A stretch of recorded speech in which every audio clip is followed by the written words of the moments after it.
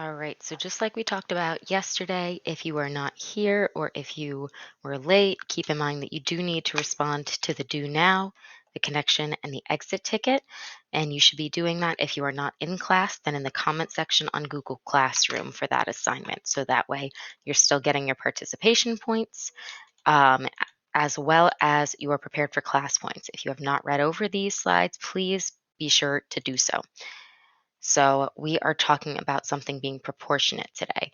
So, proportionate means things that are basically proportionate with one another. They're in scale with one another. They measure up with one another.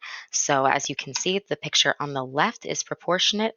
It fits with the sizes of the people. The one on the right is not. He is far too big for that space, and it kind of throws off the eye. So, what is proportion? It means the size of the people or objects are consistent with their measurements in real life. Here's some tricks to remember. Things or people that are closer to you look bigger. So you can see Sabrina, the one in red, is in front, making her look bigger. Things further away from the viewer look smaller. You can make something look smaller by having it slightly smaller by changing the size and by being overlapped by something else or having something else in front like I did here. There are other things you can do, like have the colors more faded when they're further away, like the photographer captured here in the original photo. We don't need to get into that, so don't worry about that at the moment, but that's a pro tip to keep in mind. So let's make Bernie proportionate with the image that we chose. Yesterday, these are the steps that we finished. Today, here is what we are going to accomplish. Keep in mind that competition is happening today. So step one is we are going to open up the picture we worked on yesterday and upload it to Google Classroom. So what you're doing is you're going to photopea.com, click File, click Open, and click on the PSD version of your picture from yesterday. It needs to be your Photoshop file. It will not work with your JPEG. So I'm going to just show you that as an example. So here is the PNG, and I'm going to open up the Photoshop file just so that way you can see the difference. So here is my PNG file. Here is my Photoshop file. You'll notice I have all of my layers here, meaning I can move just one thing and it doesn't affect the background. However, in the PNG file, it's flattened. I can't move things around. So I need to open my Photoshop file. So I have my Photoshop file open. As you can see, I can click on my layer with Bernie, move it around. You can ignore this layer. That was the layer that originally had our picture of Bernie. So we basically have the layer on top, which is the one with Bernie, layer on the bottom, which is the one that's our background, or in my case, the picture of Sabrina. If you ignored directions yesterday, when I said you needed to export it so you had the Photoshop file, if this is what it looks like and you don't have the Photoshop file, you need to go back to the steps from yesterday. If your picture is only showing one layer like it is here, like I said, you either accidentally opened the wrong file type today, so see if you have the other file type, or it means you ignored me yesterday and you need to go back to yesterday's steps to import Bernie as a new layer.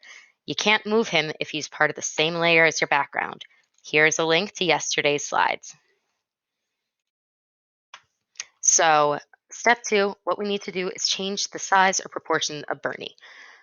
You'll notice that we need to basically take one of these little squares. Oops, that was the wrong layer. I'm going to click on my layer with Bernie. Can click on one of those little squares to make him bigger or smaller. If I don't like it, I can click on the X on top. One thing I can also do is I can rotate it. So by hovering my mouse about an inch above the square, I get this kind of little twisty arrow that shows up. So I'm clicking my mouse like an inch above the square. I'm just kind of wiggling it around. What I can also do, again, I can reset it. If I want to keep the proportions the same, if I stretch him up, he gets stretched. That doesn't really look natural. If I stretch him down, like he gets squished. What I can do to keep him in proportion, in scale, I can hold down the Shift key on my keyboard and then click on one of those little squares to make him bigger or smaller. If you are not seeing those little squares on the top of your screen, check this little box that says Transform Controls, and that'll make them show up. So I am going to put him, let's say, behind Sabrina. The floor is back there, so I'm going to just put him kind of like peering between their shoulders.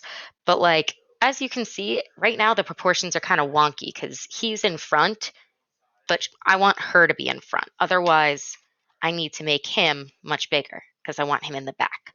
So here is a trick that I can do. I can click on my eraser. It's this one right here. I'm going to make the brush a little bit bigger because I can't really see it at 15. Let's say like 50. Here is my trick. I'm going to click on this eyeball in the layer panel. And what I'm going to do is I'm going to stay on this layer. I can actually erase part of this layer to show her arm, and it makes it look like he's being overlapped. I can do the same thing for Harvey on that side. But like, I'm kind of flying blind because I can't really see the space behind Bernie. Here's my trick. You can do this if you want to. If it doesn't make sense, skip it. I'm actually just going to make him invisible. I'm just going to trace Harvey's arm and Sabrina's arm with my eraser. And you're like, but you can't see what you're erasing. There we go. I can just toggle him on and off. I can also just erase normally while I have him there. Either one. I like to have him invisible while I do it so I can see if I'm erasing the right thing. All right. There we have him in the back. One other thing I can do if I want to get super fancy is I could click on image, adjustment, levels like we did that first class. And I could make him just like a little bit darker so he looks a little bit moodier, a little bit more fitting the mood. I don't want to lighten him. And I can just do that. That's just like one little trick, play around with it. Doesn't need to be perfect. I can still move him around by just clicking on the mouse and clicking transform controls. I think that looks pretty creepy and I kind of love it. So looking at the slides for the next steps. Oh yeah, if you make a mistake, history. If I don't like the way the levels worked, just go to the history, undo it. Super easy. That's what we just talked about. So let's sign our name on this beauty. So I'm going to click on the text tool. I'm going to start by making the size bigger. I'm going to bring it to like 50. If I do it in black, I can already tell you it's not going to show up. I'm going to do it in like a gray. So I clicked on the size and I clicked on the color. Now I'm going to click on the space where I want it and I'm going to type Miss Asarch. I want to move that text.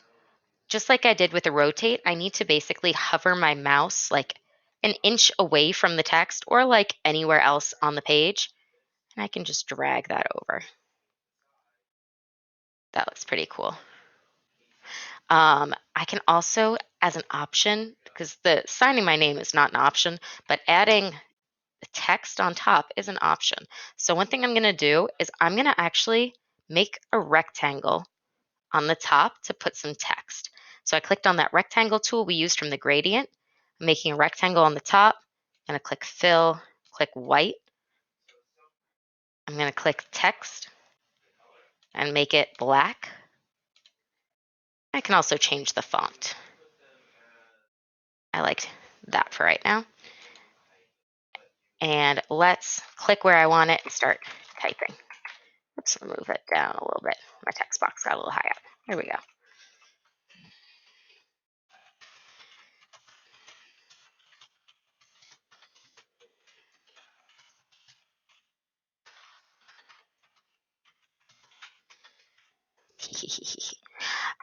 So what I can do as my last step, I want to just format this a little bit more.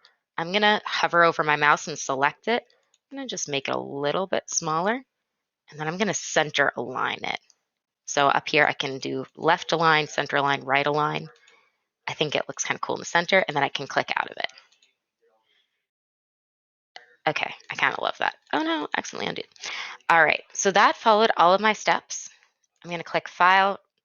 I'm going to click Save as PSD to save it to my computer. I'm going to click File, Export As, and then click PNG, Save. And let's see what last steps I need to do. I'm going to put it on Padlet. So I'm going to go to Padlet. This is what it looks like. And I'm going to either click on this little plus sign that shows up on the bottom right. If I hover over it, it becomes a little mouse, or I can just click twice. Click on that little upload button, the one that's like an arrow pointing up. Make sure you click on the PNG, and you don't actually need to write your name anywhere in the title or description because it has your name signed on it already. If you don't have your name in the bottom right of your picture, go back and add it first. So I have all the steps up here. Add your name if it's not on there. You don't need to log in or put your name on the title. Leave likes for the picture or pictures that are your favorite. Boink. And then finally, this is your exit ticket. This should be if you are in class in real time, you're putting this in the chat on Zoom. If you are not in class in real time, you are putting this in Google Classroom on the comments.